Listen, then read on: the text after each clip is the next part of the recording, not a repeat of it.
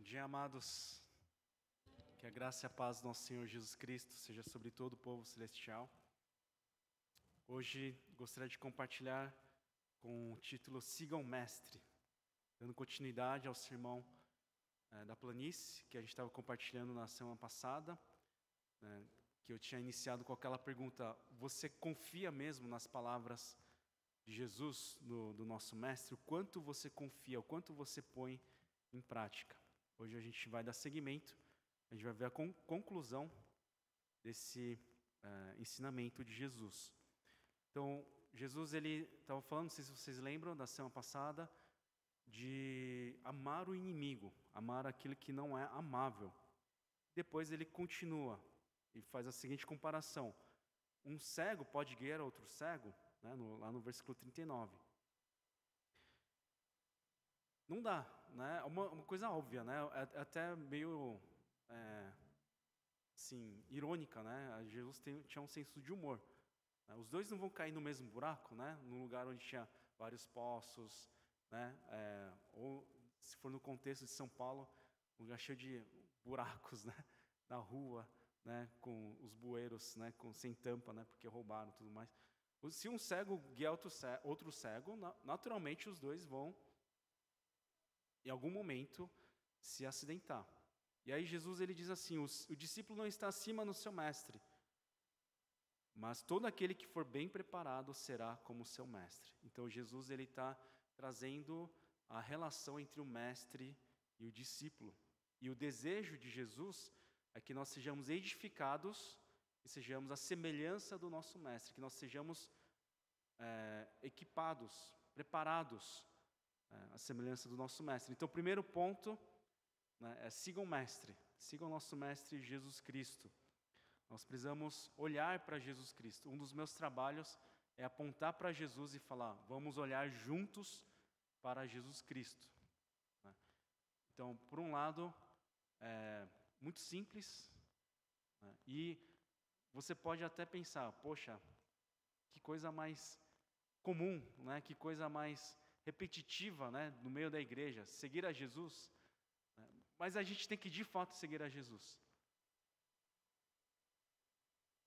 Muitas pessoas vêm para a igreja por diversos motivos, diversas razões. E a princípio, eu acho muito melhor que venham para a igreja do que estejam em qualquer outro lugar. Principalmente nesse horário em que todos nós nos reunimos, que venham para a igreja. Mas quando a gente pensa, como eu posso aproveitar da melhor maneira possível a convivência na igreja, com os irmãos, expandindo mais, como eu posso aproveitar a minha vida, siga o Mestre, Jesus Cristo. É a coisa mais básica que eu posso oferecer e, ao mesmo tempo, é a melhor coisa que eu posso oferecer a qualquer pessoa que se aproxime de mim. Siga o Mestre, seguir a Jesus, olhar para Jesus, deixe que Ele te guie. Ele é o justo juiz, Ele enxerga todas as coisas. O segundo ponto, que tem a ver com esse ponto do caminhar do discipulado, de ser discípulo de Jesus, é que o processo de disciplina mútua começa na autodisciplina. Jesus pergunta: por que você repara no cisco que está no olho do seu irmão e não se dá conta da viga que está em seu próprio olho? Lá no versículo 41, ele faz esse questionamento. Então, uma coisa que é necessária, uma palavra que é extremamente necessária no caminho do discípulo é a humildade. Humildade é você saber quem você é no Senhor, qual a sua situação no Senhor. Isso é humildade. Então, até mesmo os seguidores de Jesus, se eles não passam pela transformação interna, eles vão ser como os fariseus hipócritas, né? Os fariseus eram gente boa, eles eram estudiosos, eles eram gente boa, mas tinha fariseus, que eram o que chama de hipócrita. Hipócrita, eram atores, externamente, eles parecia que produziam frutos, mas internamente não tinha uma transformação de vida. Ou seja, não passaram pela graça de Jesus, não passaram pela transformação interna. Então, para que eu passe por essa transformação interna, eu preciso de Humildade. Entender quem eu sou e que posição eu estou. Em Lucas 12:1, mais para frente, Jesus ele fala: tenham cuidado com o fermento dos fariseus, que é a hipocrisia. O que o fermento faz? Ele leveda a massa, faz crescer a massa. Mas o fermento dos fariseus, que é a hipocrisia, faz parecer que está cheio, né? O bolo está cheio, né? A massa está cheia, o pão parece que está cheio, mas dentro é vazio.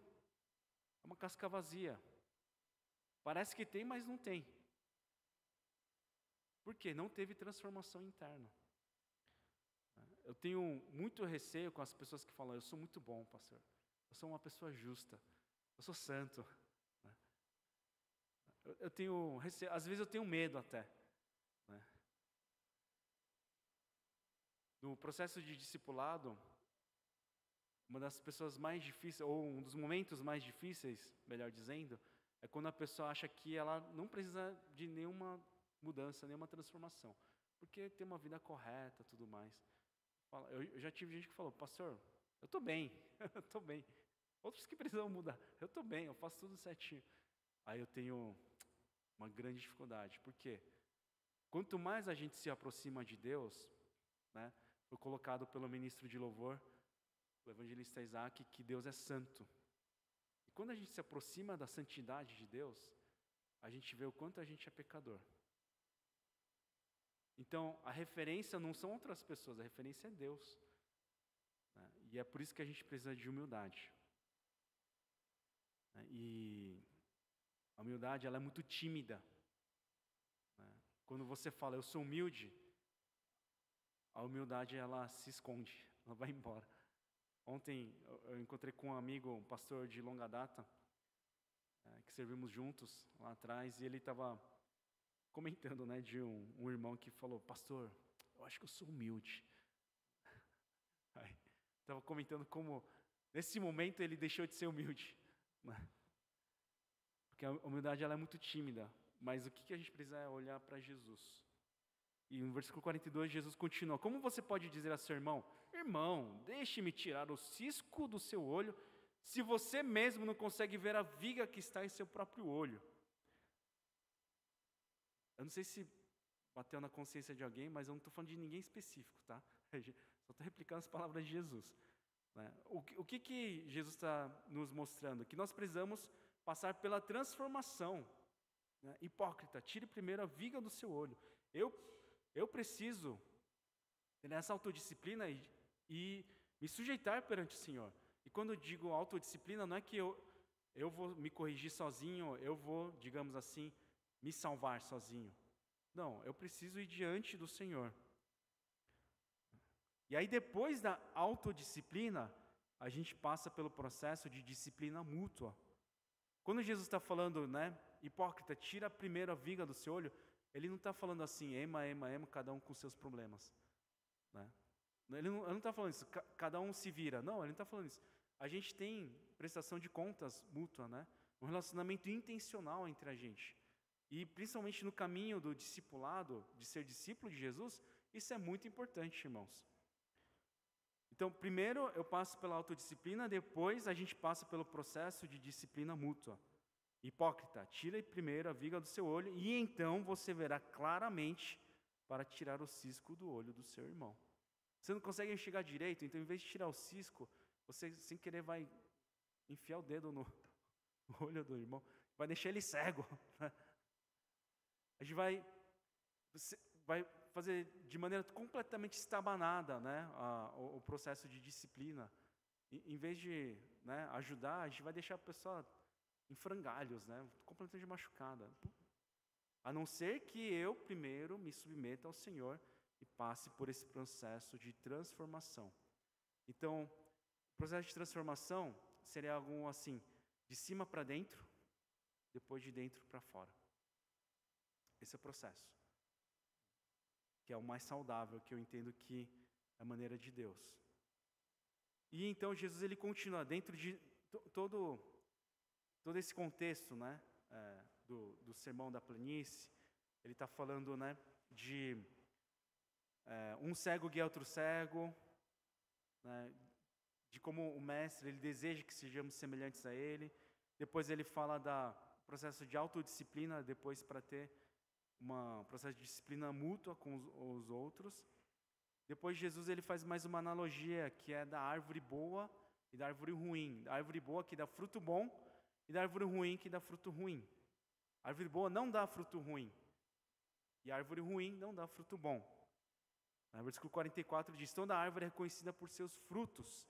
Ninguém colhe figos de espinheiros, nem uvas de ervas daninhas. É óbvio, né?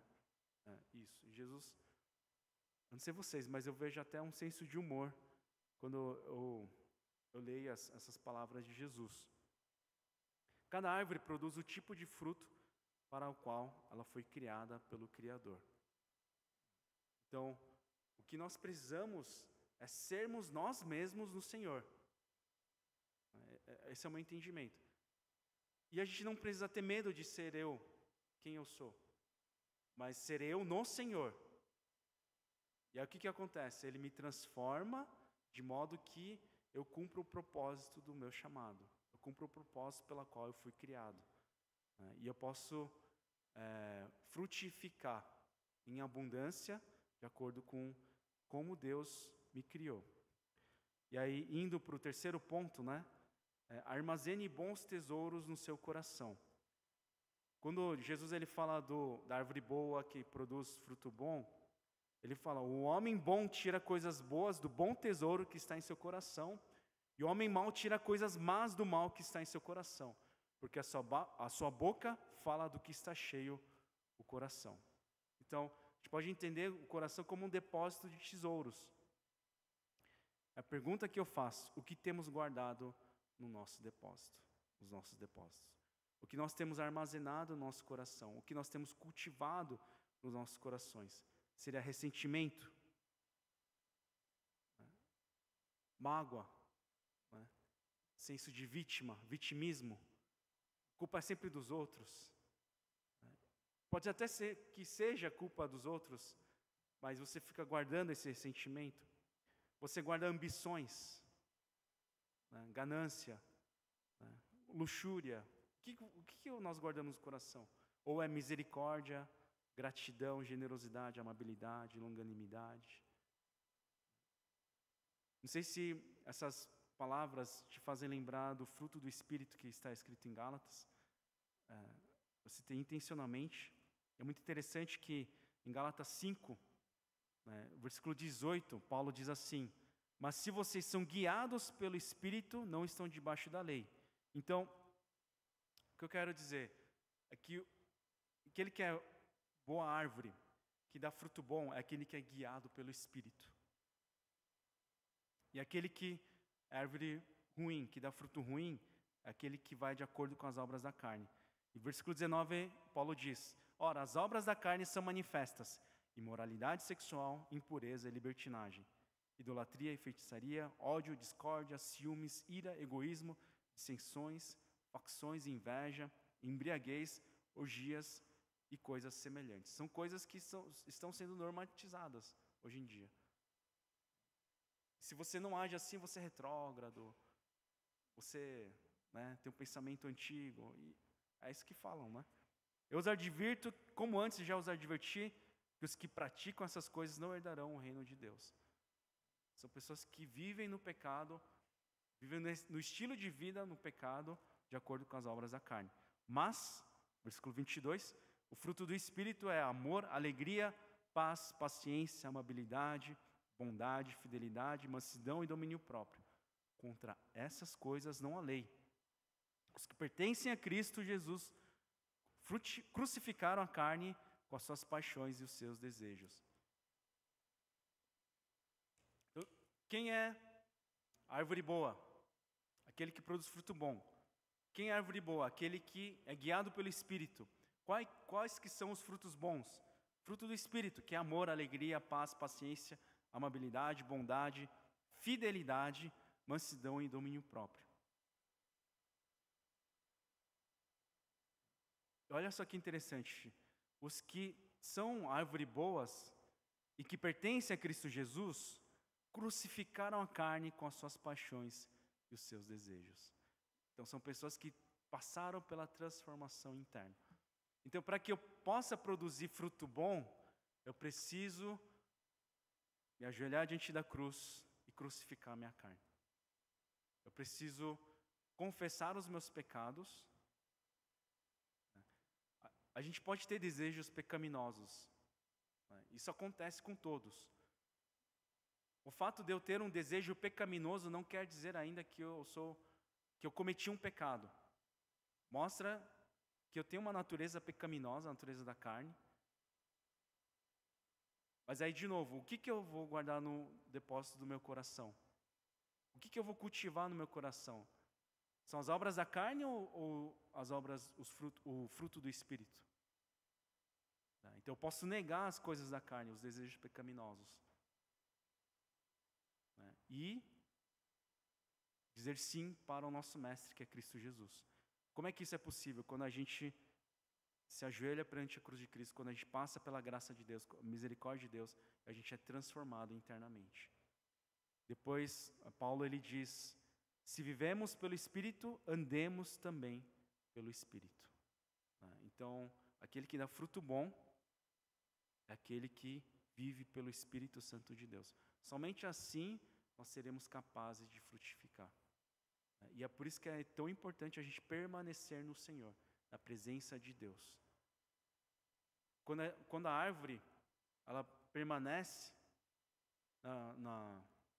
no chão, na presença de Deus, como o Salmo 1, que diz que aquele que ama a lei do Senhor, tem prazer nela, medita nela dia e noite, é como uma árvore frutífera, que está à beira do riacho, que sempre tem folhas, é frondosa e frutifica no tempo certo.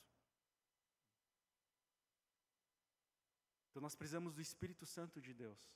Nós precisamos nos sujeitar à cruz de Cristo Jesus para que haja essa transformação, para que a gente possa frutificar de fato. Quando eu estava passando a temporada no Oasis, no Ministério de Acolhimento, de pastores e missionários transculturais, um irmão, um missionário, ele estava testemunhando o tempo em que ele passou no Oasis, e ele era o que chamam de workaholic, Ele era viciado em trabalhar, em servir. E ele atrelava muito a sua identidade ao que ele fazia, ao que ele conquistava. Ele foi fazer missão, não lembro se era na África ou se era acho que era mais para o norte da África. E ele era alguém que trabalhava muito assim. E ele era alguém que se considerava justo e melhor do que os outros missionários, porque ele realmente fazia muito e produzia muito. Até que chegou num burnout, Ele não aguentava mais, as pessoas que estavam perto dele, a esposa não aguentava mais. E aí, quando ele foi para o Oasis, para esse ministério Oasis, ele já estava totalmente quebrado. E ele era muito resistente, ao aconselhamento pastoral, à terapia. E até que lá em Goiás, na sede lá, tem uma árvore grande assim, no meio de um jardim. Eles pegaram esse irmão, o missionário Robson, colocaram na frente dessa árvore e falaram: o que essa árvore precisa fazer? Tipo, eu acho que o pessoal não aguentava, mas ele também. De tão, como é que eu posso dizer? De tão inflexível que ele estava, O que essa árvore precisa fazer? Aí ele falou: nada. Então, o que essa árvore está fazendo? Ela só está plantada no chão. Aí eles falaram: é o que você precisa fazer. Nada. Permanecer no Senhor. Aí que foi um momento de quebra, assim, aí quebrou, assim. Ele cedeu, ele se derramou perante o Senhor e iniciou o processo de cura. Eu entendo que a vida cristã é sobre a gente permanecer no Senhor. Permanecendo no Senhor, nos tornaremos árvores boas. Permanecendo no Senhor, o Senhor irá nos transformar internamente, de modo que aquilo que a gente for falar seja fruto do que está guardado no bom tesouro O bom tesouro que está guardado no bom coração. Então, aquilo que está armazenado no coração acaba sendo revelado pelas nossas falas, pelas nossas palavras. Eu vou te dar 30 segundos para você pensar nas suas falas nas últimas 24 horas. Desde sábado de manhã até agora. O que você falou para as pessoas? Para as pessoas mais próximas de você, que você está super à vontade, que você não tem nenhum filtro. O que isso revela do seu coração? Agora volta aqui. Senão vocês vão viajar e não vão ver a conclusão. Né? Eu, honestamente, pensando, o que eu penso é, eu preciso da misericórdia do Senhor. Né? Preciso da misericórdia de Deus. Agora, quarto e último ponto, concluindo. A vida de fé e confiança é mais do que chamar Senhor, Senhor. A vida de fé e confiança ao Senhor é obediência. Então, como é que a gente pode demonstrar fé no Senhor? Como a gente pode demonstrar confiança no Senhor? Além das nossas falas, né, que revelam o que está no nosso coração, é a nossa atitude, a nossa obediência. É quando nós dizemos sim para Deus e não para a carne, não para o pecado, não para o mundo. Obediência a Deus. Não adianta só falar Senhor, Senhor da boca para fora, de maneira hipócrita, de maneira teatral, sem que isso tenha passado pelo nosso coração, sem que isso tenha nos transformado. E eu gosto da expressão sofrer transformação, porque realmente é um sofrimento a transformação. Arar a terra, do nosso coração não é fácil. Tirar o espinho, pela raiz, tirar as pedras, enxotar os animais, que vêm comer a palavra do Senhor, que vêm roubar a palavra do Senhor. Não é um processo fácil, mas é necessário. Isso tem a ver com a analogia que Jesus faz, de dois construtores. Um que constrói com alicerce na rocha e o outro que constrói sem alicerce. Nesse texto, nesse mesmo texto, nesse mesmo contexto de Mateus, está registrado que um constrói sobre a rocha e o outro sobre a areia. Aqui fala aquele que constrói alicerçado na rocha, aquele que constrói sem alicerce algum. Aparentemente na terra ou qualquer outro lugar, mas sem alicerce. E construir um alicerce na rocha dá trabalho. Precisa de recursos, precisa de tempo, precisa de planejamento. Não dá para só ir fazendo as coisas sem pensar, conforme dê na telha, Conforme a vida vai me levando, conforme vai os meus instintos, conforme o que vai me deixar feliz, por assim dizer. Não, pelo contrário, eu preciso encarar aquilo. Por que eu quero o que eu quero? Por que eu desejo o que eu desejo? O que isso revela do meu coração? Esse desejo vem de Deus ou esse desejo é algo que vem do meu sofrimento, das minhas dores, ou que vem da minha ambição, da minha ganância? A gente tem que passar por tudo isso quando a gente constrói alicerçado na rocha. Aquele que passa por transformação interna, de autodisciplina e do coração, alicerça a sua casa na rocha. Aquele que é bem-aventurado, vocês lembram? Bem-aventurado que é pobre, que tem fome, que chora, que é perseguido pelo nome de Cristo, ele está alicerçando sua casa na rocha. Aquele que decide amar os inimigos, que eles não são nada amáveis, pelo contrário, está alicerçando a sua casa na rocha. Aquele que ouve e pratica as palavras do Mestre, ou seja, confia de fato nele, constrói alicerce sobre a rocha. E aí o que acontece? Essa pessoa vai enfrentar inundação, torrente, crises. Opa, peraí, pastor. Obedecer a Deus, obedecer ao Mestre não é garantia de uma vida tranquila? Não é. Infelizmente não é. Sinto muito dizer, mas não é. Se você está vivo, você vai passar por dificuldades. Nesse mundo caído, todos nós vamos passar por dificuldades. Pode ser uma crise conjugal, pode ser uma crise financeira, doença, crise ministerial, no trabalho. Todos nós estamos sujeitos a passar pelas inundações e torrentes. Mas qual que é a diferença com aquele que constrói sem alicerce? a gente não é abalado. A gente não é abalado. Aquele que vai construindo sem alicerce, pode até ser que a casa dele seja maior, né? Porque ele direciona os recursos, né?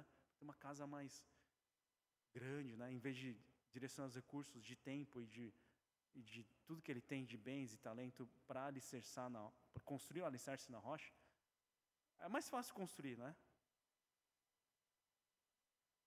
Mas aí quando vem a inundação, destrói tudo. Quando a gente não passa pela confrontação do nosso coração, dos nossos pecados, dos nossos ídolos, a gente está construindo sem alicerce. Agora eu vou dar uma viajada aqui, me perdoem, tá?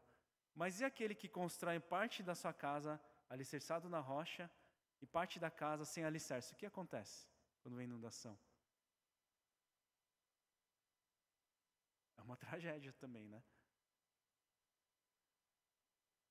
Eu não sei se é o caso aqui, mas talvez a gente tenha que fazer uma reforma, né? E alicerçar somente sobre a rocha, que é Cristo Jesus. Então, finalizando, queria fazer das palavras do salmista lá em Salmo 51:10,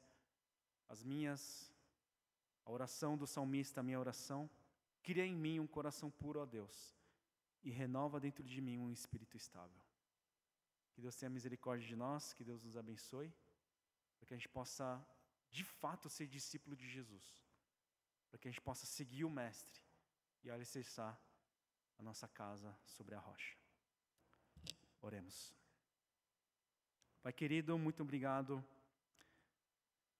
pela palavra de amor, pela palavra de confrontação, mas que também nos dá esperança, que nos faz olharmos para Ti e vermos o quanto o Senhor nos ama.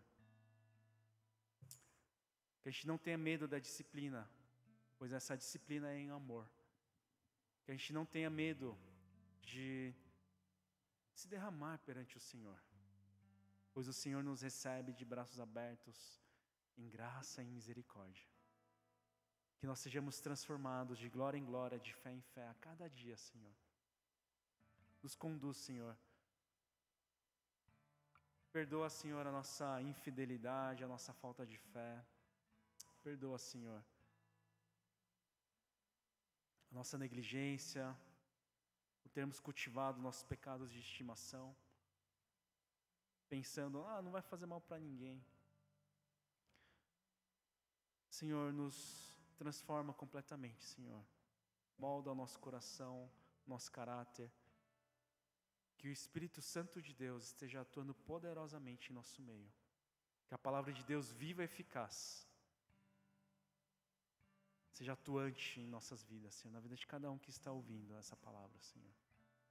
Obrigado, Senhor, porque a transformação, o sermos árvores boas, darmos frutos bons, não depende de nós, mas nós nos sujeitamos ao Senhor, nós damos esse passo de fé, Senhor, confessando os nossos pecados e dizendo: Senhor, tem misericórdia de mim, toma conta da minha vida. Que assim nós possamos ser felizes no Senhor, nós possamos encontrar satisfação plena no Senhor e compartilhar essa alegria com outras pessoas. Nós oramos e agradecemos em nome de Jesus. Amém.